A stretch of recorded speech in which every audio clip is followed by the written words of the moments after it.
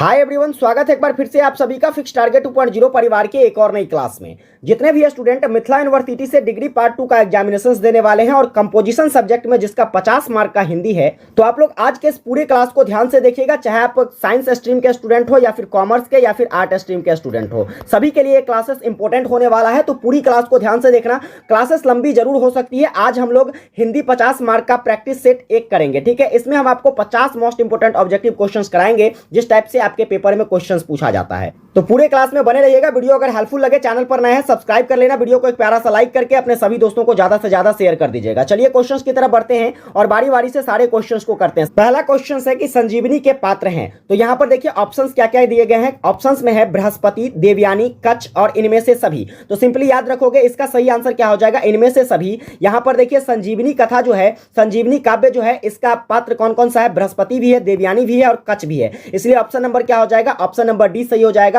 मेरे भाई आपसे इस टाइप के 4 से 5 क्वेश्चंस पेपर में पूछे जाते हैं, इसलिए मैं आपको एक कंप्लीट सीरीज बता दूंगा कि कौन सा पात्र जो है या किस कथा काव्य से संबंधित है। आप उस क्लासेस को जरूर देख लीजिएगा। चलिए नेक्स्ट क्वेश्चन देखते हैं क्या है। तो नेक्स्ट क्वेश्चन आपका कहता है कि संजीवनी किस विधा की रचना है। तो संजीवनी जो है यह एक काव्य खंड है। क्या है, संजीवनी जो है यह एक खंड काव्य कह सकते हो या काव्य खंड कह सकते हो। ऑप्शन नंबर पहला सही हो जाएगा। नेक्स्ट क्वेश्चन देखेंगे क्या कहता है। तो नेक्स्ट क्वेश्चन है कि संजीवनी के रचनाकार हैं। तो संजीवनी किसके द्वारा, तो आरसी प्रसाद सिंह के द्वारा लिखा गया। किसके द्वारा, आरसी प्रसाद सिंह के द्वारा संजीवनी लिखा गया है। नेक्स्ट क्वेश्चन देखेंगे क्या कहता है। तो अगला क्वेश्चन है कि संजीवनी की कथा का आधार क्या है। तो संजीवनी की कथा का आधार देवासुर संग्राम है। क्या है, देवासुर संग्राम जो है यह संजीवनी कथा का आधार है। आगे देखेंगे अगला क्वेश्चन क्या कहता है। तो अगला क्वेश्चन है कि कच्छ की प्रेमिका कौन थी। तो देवयानी जो है मेरे भाई यह कच्छ की प्रेमिका थी। कौन थी, देवयानी जो है यह कच्छ की प्रेमिका थी। नेक्स्ट क्वेश्चन देखेंगे अगला क्वेश्चन कहता है कि देवयानी किसकी पुत्री थी। तो देवयानी सिंपली याद रखना कि शुक्राचार्य की पुत्री कौन थी, तो देवयानी थी। नेक्स्ट क्वेश्चन पर बढ़ेंगे। अगला क्वेश्चन देखिएगा आपका 7वां नंबर क्वेश्चन क्या कहता है, पाषाणी किनकी कृति है। तो सिंपली यहां पर जो सही आंसर हो जाएगा ऑप्शन नंबर डी में सही हो जाएगा। पाषाणी इसमें से ना तो निराला की कृति है, ना ही प्रसाद जयशंकर प्रसाद की और ना ही पंत की कृति है। चलिए आप कमेंट करके हमको बताइए कि पाषाणी जो है यह किसके द्वारा लिखा गया है। आगे देखेंगे अगला क्वेश्चन क्या कहता है। तो आपका अगला क्वेश्चन कहता है पाषाणी किस विधा की रचना है। तो सिंपली याद रखोगे पाषाणी ना तो गद्य है ना ही पद है, और यहां पर उपयुक्त में से सभी तो होगा ही नहीं, इनमें से कोई नहीं होगा, ठीक है। यानी कि इसका सही आंसर क्या हो जाएगा, ऑप्शन नंबर डी हो जाएगा, इनमें से कोई नहीं। तो अब आपके मन में सवाल आता होगा कि आखिर जो है पाषाणी कौन सी विधा है। तो आपको याद रखना है पाषाणी जो है एक काव्य खंड है। क्या है, पाषाणी क्या है, एक काव्य खंड है। आगे बढ़ेंगे अगला क्वेश्चन देखिएगा। आपका अगला क्वेश्चन कहता है कि पाषाणी में कुल कितनी संगीतिकाएं हैं। स्टार लगाइए, क्वेश्चन ये छप सकता है क्वेश्चन। आपको याद रखना है पाषाणी में कुल संगीतिकाओं की जो संख्या है यह 5 है। पाषाणी में कितनी संगीतिकाएं हैं, 5 संगीतिकाएं हैं। आगे देखेंगे, देखो इसको याद करने का आसान सा तरीका है, प से पाषाणी और प से 5, ठीक है, याद रख सकते हो। आगे देखेंगे अगला क्वेश्चन क्या कहता है। तो अगला क्वेश्चन है कि निम्न में से कौन सी संगीतिकाएं पाषाणी की नहीं है। तो पाषाणी की जो संगीतिकाएं हैं, यहां पर मंजरी भी पाषाणी की संगीतिकाएं हैं, पाषाणी भी है, इसके बाद उर्वशी भी है। यहां पर क्या हो जाएगा, ऑप्शन नंबर डी हो जाएगा, इनमें से कोई नहीं। फिर देखेंगे अगला नंबर क्वेश्चन क्या कहता है। तो आपका अगला नंबर क्वेश्चन कहता है कि बसंती पाषाणी की कौन सी संगीतिकाएं हैं। तो बसंती जो है यह पाषाणी की तृतीय संगीतिकाएं हैं। कौन सी संगीतिकाएं हैं, तृतीय संगीतिकाएं। आपका क्या हो गया, तो बासंती हो गया पाषाणी का। चलिए आगे देखेंगे अगला क्वेश्चन क्या कहता है। तो अगला क्वेश्चन है पुरूरवा किस संगीतिका का पात्र है। तो पुरूरवा जो है मेरे भाई यह उर्वशी का पात्र है। किसका पात्र है, पुरूरवा उर्वशी का पात्र है। आगे देखेंगे अगला क्वेश्चन क्या कहता है। तो अगला क्वेश्चन है कि उर्वशी किस संगीतिका का पात्र है। तो उर्वशी जो है मेरे भाई यह किसका पात्र है, तो ए और बी दोनों हो जाएगा। यहां पर गंगा बतरन का भी पात्र है और उर्वशी का भी पात्र है। आगे देखेंगे अगला क्वेश्चन क्या कहता है। तो सिंपली आपका अगला जो क्वेश्चन है कहता है कि भाषा की अलंकृति स्थिति सापेक्ष है। प्रस्तुत पंक्तियां जो है यह किस लेखक के हैं। तो प्रस्तुत पंक्तियां किसके द्वारा कहा गया है, जानकी वल्लभ शास्त्री के द्वारा कहा गया है कि भाषा की अलंकृति अनअलंकृति जो है यह स्थिति सापेक्ष है। आगे देखेंगे अगला क्वेश्चन क्या कहता है। जल गए हैं गर्म उनकी राख हो रही है ठंड ना मैं तो लाख, उक्त पंक्तियां कहां से उद्धत है। तो सिंपली याद रखोगे यह जो पंक्ति है यह गंगा बतरन से उद्धत है। नेक्स्ट क्वेश्चन देखेंगे। आपका अगला क्वेश्चन कहता है कि पाषाणी के पात्र नहीं है। तो पाषाणी का पात्र यहां पर कौन कौन नहीं है। देखिए गौतम संक्षेपण तो यह पासानी का पात्र है। अहिल्या क्या है, देखिए यहां पर सही आंसर क्या हो जाएगा, अहिल्या जो है यह पासानी का पात्र नहीं है। आगे देखेंगे अगला क्वेश्चन क्या कहता है, तो अगला क्वेश्चन है आपका कि जानकी वल्लभ शास्त्री का जन्म कहां हुआ था। तो जानकी वल्लभ शास्त्री जिनका जन्म कहां पर हुआ था, तो गया में हुआ था। आगे देखेंगे अगला क्वेश्चन क्या कहता है, तो आपका अगला क्वेश्चन है कि अपने जीवन का धन सुख दुख से व्याकुल मना प्रस्तुत पंक्ति जो है यह कहां से उद्धत है। तो सिंपली याद रखोगे यह वासंती से उद्धत है। कहां से उद्धत है, वासंती से उद्धत है। आगे देखेंगे अगला क्वेश्चन कहता है, यह क्वेश्चन इंपॉर्टेंट है, पूछी जा सकती है, गोपी और विदूषक पात्र है। तो गोपी और विदूषक जो है यह मंजरी का पात्र है। किसका पात्र है, मंजरी का पात्र है। आगे देखेंगे अगला क्वेश्चन क्या कहता है, पासानी का प्रकाशन वर्ष क्या है। स्टार लगाना क्वेश्चंस पर, पासानी का प्रकाशन वर्ष तो सिंपली याद रखोगे 2008 में जो है पासानी को प्रकाशित किया गया था।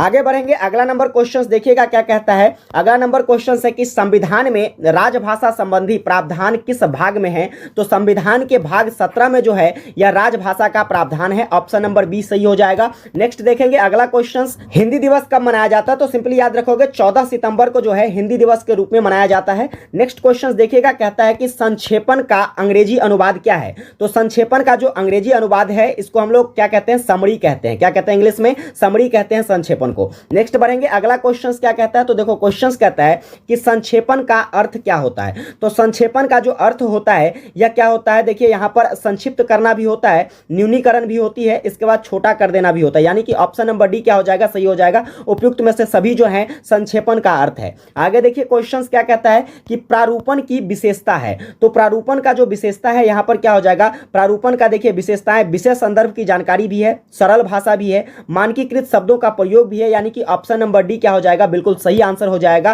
प्रारूपण की विशेषताओं के लिए। आगे देखेंगे अगला क्वेश्चन कहता है कि कार्यालयीय हिंदी की भाषागत विशेषताएं क्या है। तो कार्यालयीय हिंदी की जो भाषागत विशेषताएं हैं यह क्या हो जाएगा, तो ऑप्शन नंबर इसका पहला सही हो जाएगा। परिष्कृत और मानकीकृत भाषा जो है यह कार्यालयीय हिंदी की भाषागत विशेषताएं हैं। आगे देखेंगे अगला क्वेश्चन क्या कहता है, तो 27 नंबर क्वेश्चन है आपका कि कार्यालयीय पत्र के उदाहरण हैं। तो कार्यालयीय पत्र के जो उदाहरण है यहां पर क्या हो जाएगा, तो सरकारी पत्र भी हो जाएगा। सरकारी पत्र भी क्या होता है, तो एक कार्यालय पत्र होता है, परिपत्र भी होता है, राजपत्र भी होता है। यानी कि ऑप्शन नंबर डी क्या हो जाएगा, बिल्कुल सही हो जाएगा। आगे देखेंगे अगला क्वेश्चन क्या है, तो डेलीगेट का हिंदी अनुवाद क्या है। तो सिंपली याद रखोगे डेलीगेट को हिंदी में क्या कहा जाता है, प्रतिनिधि कहा जाता है। क्या कहा जाता है, प्रतिनिधि कहा जाता है डेलीगेट को। आगे देखेंगे अगला क्वेश्चन है कि अब्जॉर्ब, ठीक है, क्या कहता है, अब्जॉर्ब का हिंदी अनुवाद क्या है। तो अब्जॉर्ब का हिंदी अनुवाद हो जाएगा अवशोषण करना। क्या करना, अवशोषण करना। नेक्स्ट क्वेश्चन देखिएगा क्या कहता है, अकाउंटेंट का हिंदी अनुवाद क्या है। तो अकाउंटेंट को क्या कहते हैं हिंदी में, तो अकाउंटेंट को कहते हैं लेखापाल। क्या कहते हैं, लेखापाल कहते हैं अकाउंटेंट को। आगे देखेंगे अगला क्वेश्चन क्या कहता है, तो अगला क्वेश्चन है कि एफिलिएशन का हिंदी अनुवाद क्या है। तो एफिलिएशन का जो हिंदी अनुवाद होता है मेरे भाई क्या होता है, तो यह संबंधन होता है। क्या होता है एफिलिएशन का हिंदी, संबंधन होता है। नेक्स्ट क्वेश्चन देखिएगा क्या कहता है, तो नेक्स्ट क्वेश्चन है अलाउंस का हिंदी अनुवाद क्या है। तो अलाउंस का हिंदी अनुवाद जो है यह होता है भत्ता। क्या होता है, अलाउंस को हिंदी में क्या कहते हैं, भत्ता कहते हैं। अगला देखिएगा अगला क्वेश्चन है कि एक्साइज का हिंदी अनुवाद क्या होता है। तो देखिए यहां पर एक्सरसाइज नहीं है, ये चीजें आपको ध्यान रखना है। और एक्साइज को हिंदी में क्या कहते हैं, तो उत्पाद शुल्क कहते हैं। क्या कहते हैं, एक्साइज को कहते हैं उत्पाद शुल्क। आगे देखिएगा अगला क्वेश्चन क्या कहता है, तो अगला क्वेश्चन है कि ब्रोचर का हिंदी अनुवाद क्या होता है। तो ब्रोचर को हिंदी में क्या कहा जाता है, तो विवरणिका कहा जाता है। ब्रोचर को क्या कहते हैं, विवरणिका। आगे देखेंगे अगला क्वेश्चन क्या है, तो अगला क्वेश्चन है आपका कि हैंडीक्राफ्ट का हिंदी अनुवाद क्या है। तो हैंडीक्राफ्ट को हम लोग हिंदी में कहते हैं हस्तकला। क्या कहते हैं, हस्तकला को इंग्लिश में कहा जाता है हैंडीक्राफ्ट। आगे देखेंगे अगला क्वेश्चन क्या है, तो अगला क्वेश्चन है कि ग्लॉजरी का हिंदी अनुवाद क्या है। तो ग्लॉजरी का जो हिंदी अनुवाद है यह हो जाता है आपका शब्दकोश। क्या हो जाता है, ग्लॉजरी का हिंदी अनुवाद शब्दकोश। आगे देखेंगे अगला क्वेश्चन क्या कहता है, तो 37 नंबर क्वेश्चन है आपका कि पार्लियामेंट का हिंदी अनुवाद क्या होता है। तो पार्लियामेंट को हिंदी में हम लोग संसद कहते हैं। पार्लियामेंट को क्या कहते हैं, संसद कहते हैं। आगे देखिएगा अगला क्वेश्चन क्या कहता है, तो अगला क्वेश्चन है कि ऑथ का हिंदी अनुवाद क्या है। तो ऑथ को हम लोग हिंदी में क्या कहते हैं, शपथ कहते हैं। क्या कहते हैं, शपथ कहते हैं ऑथ को हिंदी में। आगे देखेंगे क्वेश्चन कहता है, देखिए यहां पर व्याकरण से रिलेटेड आ गया अब कि जो अक्षर जानता है उसे क्या कहा जाता है। तो जो जिसके पास अक्षरों का ज्ञान होता है उसे साक्षर कहा जाता है। क्या कहा जाता है, साक्षर कहा जाता है जिसके पास अक्षरों का ज्ञान होता है। आगे देखेंगे अगला क्वेश्चन क्या कहता है, तो अगला क्वेश्चन आपका कहता है कि आसन डोलना मुहावरा का क्या अर्थ होता है। तो आसन आसन डोलना मतलब विचलित होना, आसन डोलना मतलब विचलित होना इस मुहावरे का अर्थ हो जाएगा। आगे देखेंगे अगला क्वेश्चन क्या कहता है। तो आपका अगला क्वेश्चन कहता है कि राजभाषा संबंधी प्रावधान संविधान के किस अनुसूची में है। तो संविधान के किस अनुसूची में है, तो आपको याद रखना अष्टम अनुसूची में क्या कहते हैं, भारतीय संविधान में राजभाषा संबंधी प्रावधान किए गए हैं। आगे देखिएगा अगला क्वेश्चन क्या कहता है। तो अगला क्वेश्चन है कि राजभाषा आयोग का गठन कब होता है। तो राजभाषा आयोग का गठन जो है 1955 में होता है। कितना में होता है, 1955 में राजभाषा आयोग का गठन होता है। नेक्स्ट क्वेश्चन देखिए कहता है कि संसद में प्रयोग की जाने वाली भाषा का प्रावधान संविधान के किस अनुच्छेद में है। तो आपको याद रखना अनुच्छेद 120 में संसद में प्रयोग की जाने वाली भाषा का प्रावधान किया गया है। आगे देखिएगा अगला क्वेश्चन क्या कहता है। तो अगला क्वेश्चन से आरे आना मुहावरा का क्या अर्थ होता है। तो आरे आना मुहावरा का जो अर्थ है यहां पर क्या हो जाएगा, देखिए ऑप्शन नंबर यहां पर हो जाएगा ए, मुसीबत में सहायता करना मतलब आरे आना। ठीक है, आगे देखिएगा अगला क्वेश्चन क्या कहता है। तो अगला क्वेश्चन है कि आधा तितर आधा बटेर, ठीक है, आधा तितर आधा बटेर मुहावरा का क्या अर्थ होता है। तो सिंपली याद रखोगे बेमेल काम, क्या हो जाएगा, बेमेल काम, आधा तितर आधा बटेर। आगे देखेंगे अगला क्वेश्चन कहता है कि आसमान के तारे तोड़ना मुहावरा का क्या अर्थ। आसमान का तारा तोड़ना मतलब असंभव कार्य करना, आसमान का तारा तोड़ना मतलब असंभव कार्य करना। आगे देखेंगे अगला क्वेश्चन क्या कहता है, इतिश्री होना मुहावरा का अर्थ होता है। तो सिंपली याद रखोगे कार्य समाप्त करना मतलब इतिश्री होना। फिर यहां पर पूछ लिया जाता रहता है कभी कभी, जैसे कि मान लीजिए श्री गणेश करना का क्या अर्थ होता है। तो कार्य आरंभ करना, और इतिश्री का मतलब होता है कार्य समाप्त करना। आगे देखेंगे अगला क्वेश्चन कहता है आपका कि शीर्षक की अनिवार्यता होती है। तो शीर्षक की अनिवार्यता किसमें होती है। तो संक्षेपण जब भी आप लिखते हो तो उसमें शीर्षक को देना बहुत ही ज्यादा इंपॉर्टेंट होता है। आगे देखेंगे अगला क्वेश्चन क्या कहता है। तो अगला क्वेश्चन से चिकना घड़ा मुहावरा का क्या अर्थ होता है। तो चिकना घड़ा का मतलब क्या होता है, सिंपली याद रखोगे बेशर्म, क्या बेशर्म होता है चिकना घड़ा मुहावरा का अर्थ। आगे देखेंगे जो कि आखिरी ऑब्जेक्टिव क्वेश्चन होगा आज के इस सीरीज का क्वेश्चन है, चेहरे पर हवाइया उड़ना मुहावरा का क्या अर्थ होता है। तो चेहरे पर हवाइया उड़ना मतलब डर से घबराना, क्या हो जाएगा, डर से घबराना मतलब चेहरे पर हवाइया उड़ना। ठीक है, तो ये कुल मिलाकर 50 ऑब्जेक्टिव क्वेश्चंस थे जो कि आपके क्या है, तो 50 नंबर के हिंदी के लिए है। ये आपका प्रैक्टिस सेट 1 था। अगर ये क्लासेस अगर आपको हेल्पफुल लगी हो तो चैनल पर नए हैं, बस छोटा सा काम करना, सब्सक्राइब कर लेना, अपने सभी दोस्तों को ज्यादा से ज्यादा शेयर करना। वीडियो को अभी तक लाइक नहीं किया हो तो लाइक करके एक प्यारा सा कॉमेंट करके बताना आपको क्लासेस कैसी लगी। विशेष मिलेंगे आप लोगों के साथ एक नई क्लास में, तब तक के लिए जय हिंद।